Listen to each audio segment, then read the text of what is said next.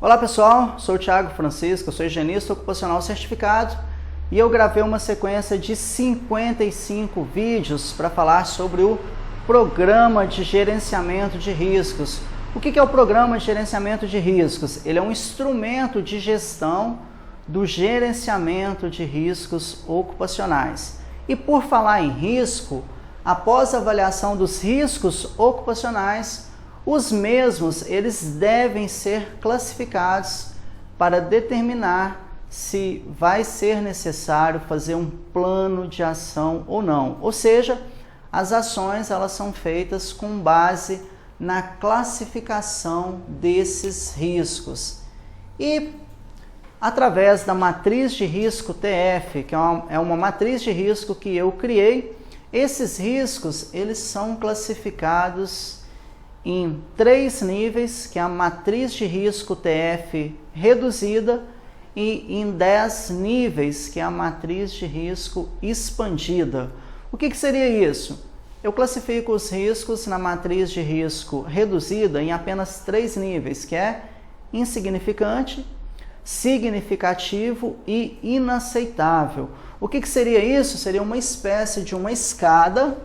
Nós vamos ter aqui 3 degraus, que eu posso chamar de nível de risco 1, 2 e 3. O que seria isso? O nível de risco 1, eu posso tratar ele como aquele risco mais baixo, aquele risco que está mais baixo aqui, que é o risco insignificante. O nível 2, eu posso tratar ele como um risco significativo, que seria o quê? O risco médio.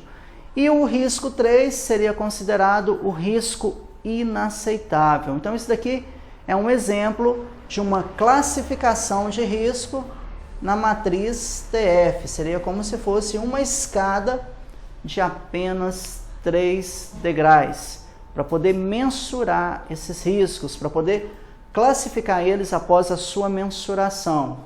Nível de risco 1, insignificante. Nível de risco 2, significativo. E nível de risco 3, que é o risco inaceitável.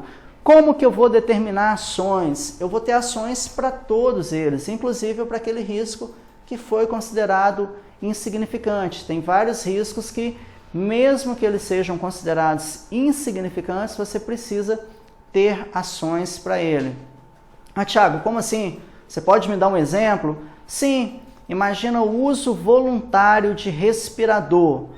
Ou seja, aquele trabalhador no qual a concentração dos agentes químicos estão muito abaixo do nível de ação, mas por uma questão de conforto, no programa de proteção respiratória foi definido o uso voluntário de respiradores. Então, se tem uso voluntário, você tem que fazer o fit test, tem que ter o fit check, tem que ter todos os treinamentos necessários, mesmo o risco sendo considerado insignificante. Está aí um belo exemplo aí de ações para riscos considerados insignificantes.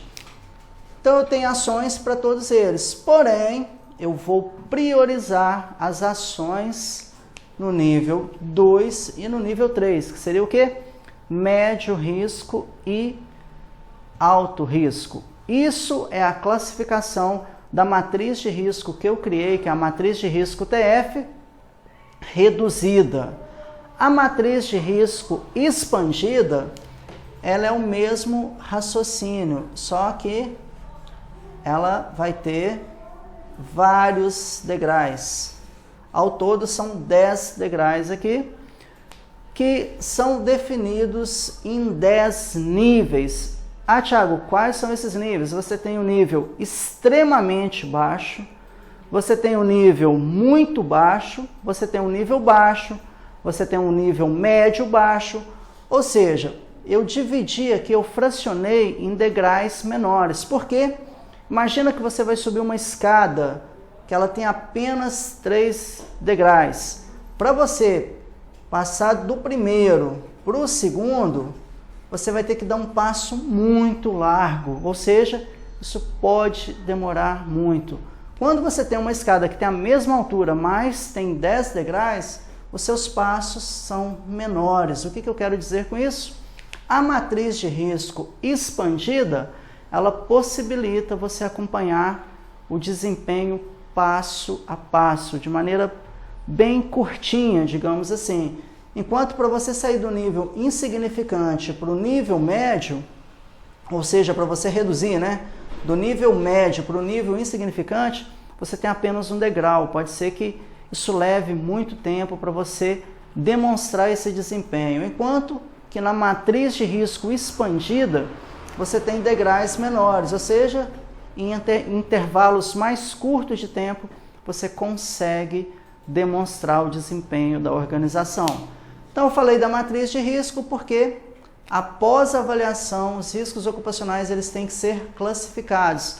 Não importa como você vai classificar, se você vai classificar em nível de risco 1, 2, 3, se você vai classificar em nível de risco baixo, médio ou alto, ou se você vai utilizar outro critério. O fato é que você precisa classificar os riscos ocupacionais para identificar a necessidade ou não de elaboração de um plano de ação.